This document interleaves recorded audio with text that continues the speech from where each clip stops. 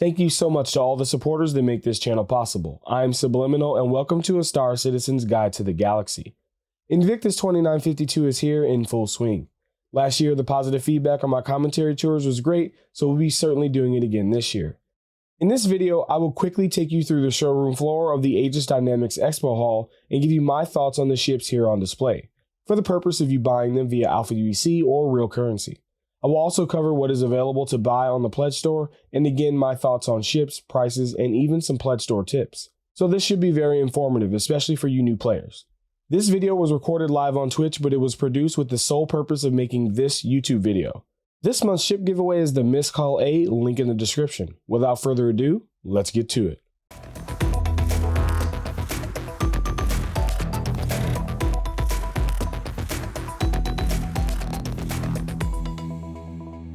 I'm going to give you a guided tour of the Aegis Dynamics Expo Hall, and we're starting right now.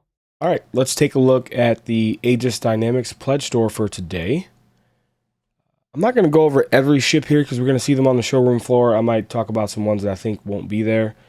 The Avenger Stalker, we'll talk about that later. The Titan is the recommended starter package, in my opinion, that they have on sale for this event. It comes with the blue and gold skin. Almost kind of looks like this one over here, but that's a different one that I don't recommend. But the skin for this is good. The price is good, the discount, and you get like 120-month insurance. I think it's really great. This is the one I recommend you should buy. The Renegade, definitely don't buy the Renegade. You're buying it literally for the skin. The only difference between the two is that the stock loadout on this one is different, and you're going to want to change the stock loadout on it anyway. And yeah, Warlock is going to be there. Let's see if we have anything that's actually going to be that actually isn't going to be on the showroom floor. The Idris P, let's take a look at the Idris. Sold out. Oh, limited stock. Right now, we got limited stock of the Idris P at the time that I'm recording this. I had to re-record this because I kind of screwed it up this morning. It's 9 p.m. Central Time. But yeah, Idris P is in stock.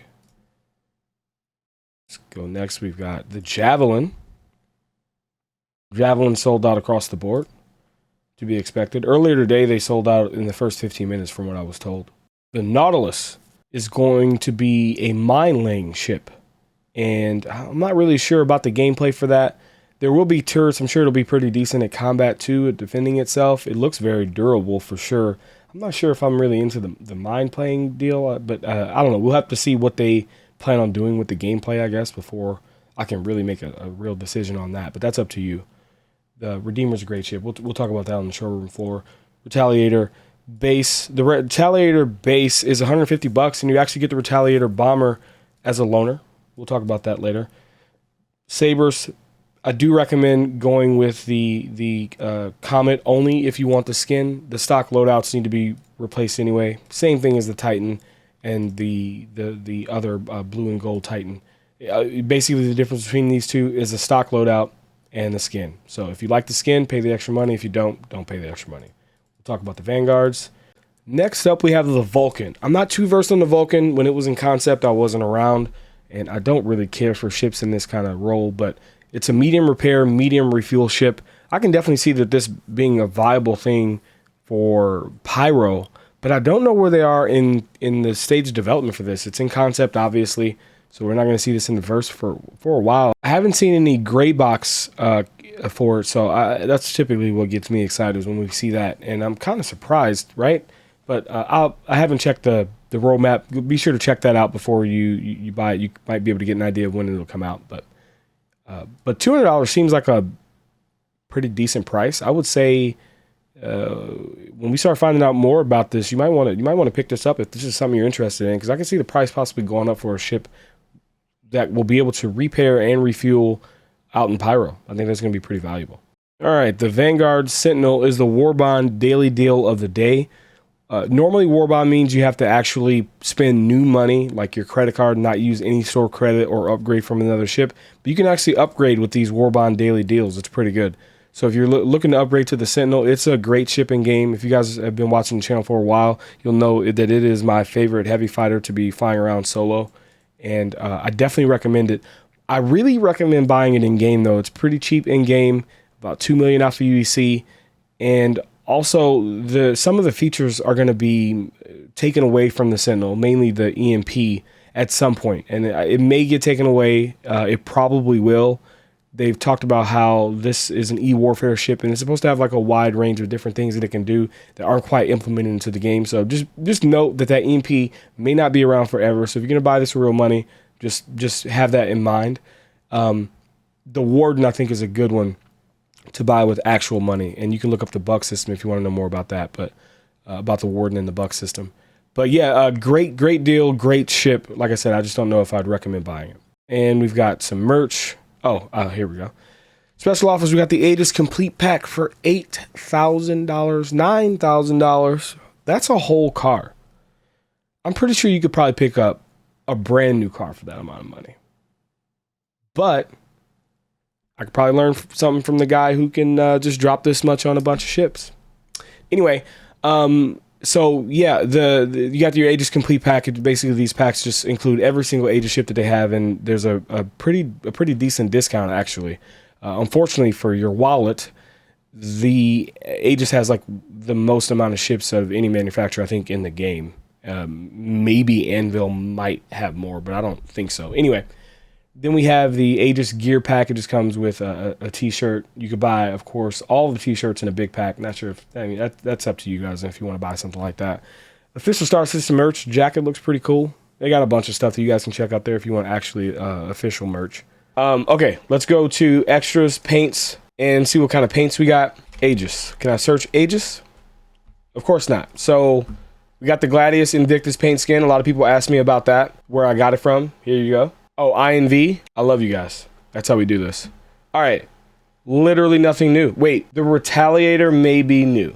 The Vanguard could possibly be new as well. But I know these two aren't, and these two are for Anvil Day. Yeah, Retaliator one I guess looks cool. And the Vanguard one looks dope. It's a blue one. I don't really see much of the gold. Okay. I don't really see much gold. Ooh, black wingtips at the end there. As well as I think the wings that fold out as well too. Yeah, I mean that's pretty cool if you like the color blue on your ship. Redeemer has new paints. Well, I'm glad you guys are here. Ooh. Okay, so we got new. Can I type new in here? How dope would it be if we could type new? Yo mama. So yeah, that orange paint, Valencia paint is kind of cool. Let's take a look at this like camo one. Yeah, I'm not really into that to be honest. It's kind of a little bit too much, but I could see somebody liking this. $13 is probably a bit much, but the orange looks kind of nice. It's like a burnt orange. I'd rather buy that I think than the other ones, but that's just me. Herc has a new paint. I thought I've seen this paint skin before on the Herc. Maybe it wasn't on the Herc. Maybe I saw it on another ship. All right, we're here at the showroom floor for Aegis Day. As per usual, let's take a look at the map real quick. A lot of the NPCs finally cleared out from here. They're blocking it. We've got the lower level, the main level that we can see here, and we've got the two in the back are open with more ships. So we got to make sure we'll take a look at those.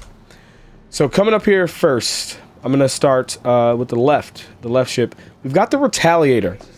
This is the Retaliator bomber. The base isn't in the game yet.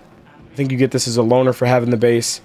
This is currently the large torpedo thrower. It's got 6 size 9 torpedoes that you can throw with this thing. It's pretty cool. Definitely has a purpose in the game. My personal opinion, if you want to fly this thing, is to remove every component except one stealth power plant, one stealth cooler, take off all the weapons. All you need is torps, a quantum drive, and one size or one stealth power plant and one stealth cooler. And that way you'll be kind of stealthy in it. The hull HP on this thing is ridiculous right now. It's more than the Hammerhead, if I recall correctly.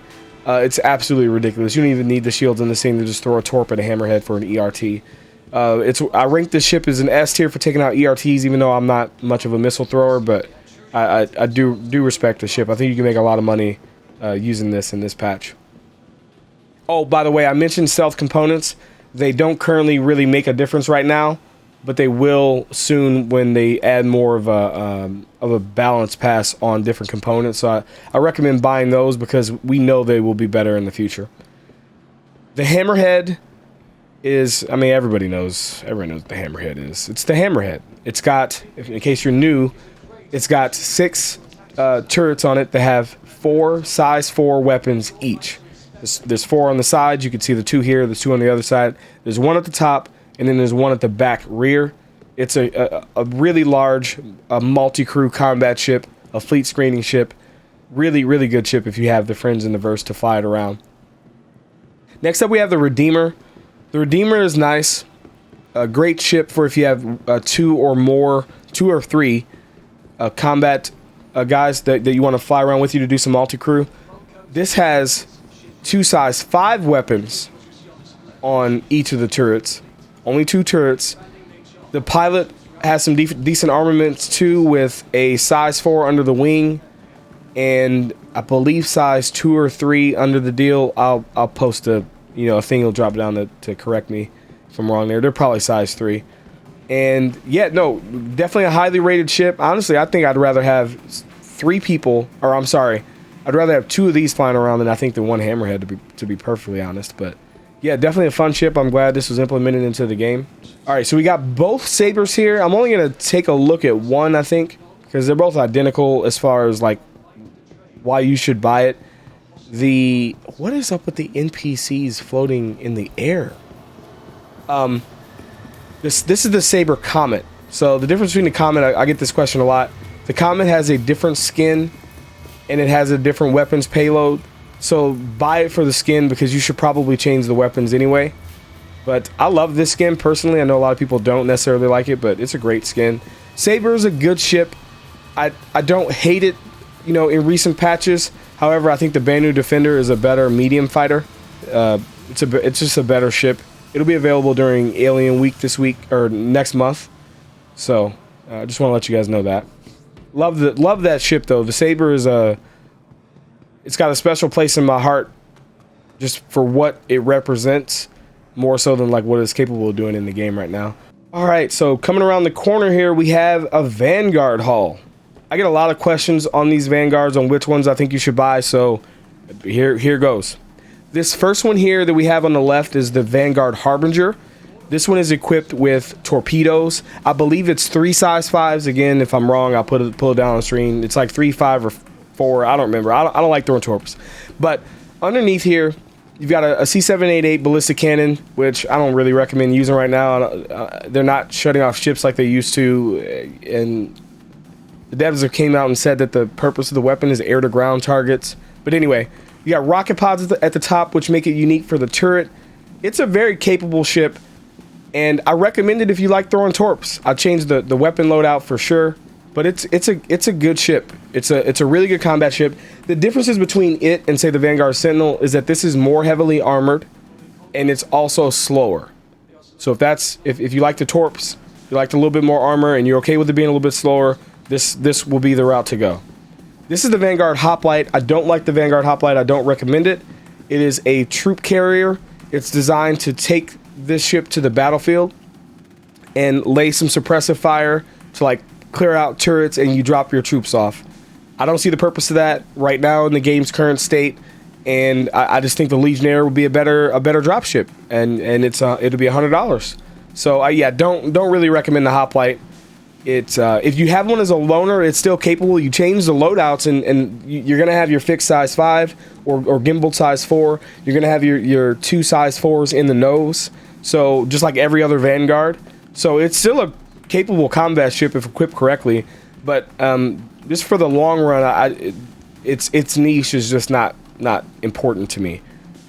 Next up, we have the Vanguard Warden. The Vanguard Warden is kind of like the flagship variant. This is the one that I recommend buying in-game. I'm sorry, with real money. This is the one I recommend buying with real money. In-game, it's way overpriced, just like the Hoplite. And so I don't recommend it for that at all. There's nothing that really sets this vehicle apart in the game in its current state. However, educate yourself on the buck system. This is the one I recommend for real money because of the buck system. Go educate yourself on that. If it's something that you want, then this is the one I would buy with actual money. But this is currently my favorite one in-game, the Vanguard Sentinel. This one comes equipped with an EMP. It is, in a lot of ways, the most agile out of the 4. The Vanguard's more agile, I think, in like top speed and maybe forward acceleration. But I think this one's better in left to right, up and down. or up and down, and I prefer that better. But it's got an EMP. I don't personally use it myself because I just like the gunplay. But yeah, I love this ship. This is my favorite heavy fighter in the game. It is really cheap in the game. It's only like 2 million alpha UEC. Same with the Harbinger over there. Definitely recommend buying this in game. Again, this is my favorite heavy fighter for a solo person, but I don't own one because it's so cheap in game. That's don't tell CIG that. All right, so somebody in chat's asking about the buck system. It's BUK, by the way, spelled BUK. And I'll just give you a rundown of what I know about it, but my knowledge is limited on it because I wasn't backing the game when it was in concept, or I wasn't playing the game when it was being sold. But the buck system will allow you to convert the Warden, the inside part, into a Harbinger, or into a Sentinel, or into the Hoplite as well, I think. So don't quote me on any of this. Somebody was saying it was kind of hard to find information online, but eventually the Warden will be able to replace its internal centerpiece with the pieces of the rest of these. So that might make it worth it, in my opinion, with real money. And if not, you can always just upgrade to these. Once that system comes out and you don't like it, you can always upgrade to the other ones because they're more expensive. So that's the reason why I recommend that. And again, try and find some research. There's got to be something online and on YouTube or something somewhere that explains it in better context. All right. What's this haul all about? Okay, so we got some Titans or Avengers and more Avengers. Okay, let's see. We've got... Might need to like click on this one. This is the Renegade. The Avenger Titan Renegade. The Avenger Titan Renegade is an Avenger Titan, but it's just got this like blue and gold paint skin, blue and yellow paint skin. I don't personally recommend buying this one because you're basically paying for that skin. And if you buy a game package right now with the regular Titan, you get that like a better skin anyway that looks pretty close to that. So I don't recommend that. I have to look at it because it's kind of hard to tell the difference between them by the outside. This is the Titan that I recommend as a really good starter package. This is my favorite starter package. You can do combat.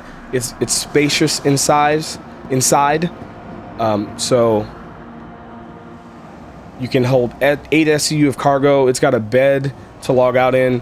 This is my favorite recommended starter ship here. You can also get into the ship from either the back or a ladder at the front, which is actually really quite convenient in a lot of circumstances. But yeah, a great starter ship. What I like about these is that they have a size 4 hardpoint under the nose and 2 size 3s under the wings, and that's a lot of firepower. It's a pretty decent amount of firepower. I'm not fond of the atmospheric flight capabilities right now, but I suspect that they might fix that because they've been fixing some other ships. I think it's really important to get the atmospheric flight on this to be better because it's going to be a bad experience, I think, for new players. Again, this one must be, what, like the Warlock? Oh, it's the Stalker. So the Stalker is the variant that's not going to have its gameplay loop in for quite a while. It is the faster, more agile version of the 4 of them, but you don't have the cargo space. Instead, you have these like pods that you can use to take warm bounties to Clasher. I don't know why those didn't open. Okay, there we go. Yep, you can put warm bounties in there. It's kind of like a Razor Crest or whatever from... Oh, I closed this door. Okay. All right.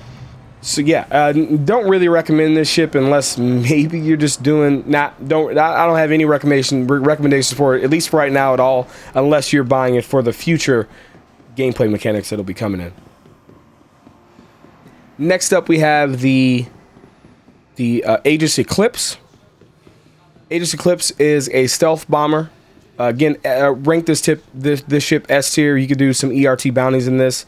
Very, very small cross section. This thing can kind of sometimes be a pain to fight if you're in a slower ship doing like some bounties. But yeah, it's a good ship for throwing torpedoes if you like doing that type of thing at hammerheads, taking them out in one hit. It only holds 3, unlike the Retaliator, but it is stealthy, much more maneuverable, and much more harder to hit. So you have your advantages there. But yeah, cool ship. The weapons on it are really small. Oh wow, they took the ballistics off of it, didn't they? All right, we got 2 more ships left here in this haul. We've got the Warlock. I know this by process of elimination. The Warlock is a good ship. It's a great combat ship because it comes with an EMP instead of, wow, that's kind of disorienting, huh? I kind of got to back up. Kind of felt like I was spinning there. Yeah, so it's got an EMP on board. Obviously, you lose the 8 SCU cargo. You still do actually have the living space behind you. You have to get in through the ladder and then exit the seat to get out through the back. Let's go ahead and enter in. I'll show you guys that living space. This living space is going to be the same as the interior of all the other ships. I think you have to, yep, exit seat. I don't think you hit, now Y will do this too, I think. All right, down in here, we've got a bed to log out in. Sometimes you have Slim Jims. Look out for Slim Jims. Sometimes there's literally food and drink in here. I've seen it a couple times. But yeah, but you won't be able to exit out here through the back, so you are kind of like trapped in here. But yeah, I think it's a good combat ship. Again, I'm personally not into like EMPs and missiles because I just prefer the gunplay for now, at least to kind of practice with that. But this is still a capable combat ship, and it's actually really rare. If you want to buy one, you got to buy it like now during an event like this, or you might not be able to get your hands on one until next year or next major ship sale at the end of the year. All right, next up we got the Gladius. This is the Gladius Valiant. I can tell by the ODP logo. Another common question that I get is what's the difference between the Gladius Valiant and the regular Gladius? Again, it's just the skin and a loadout. You can barely tell the difference between this skin and the regular Gladius, so I personally would not recommend buying this at all.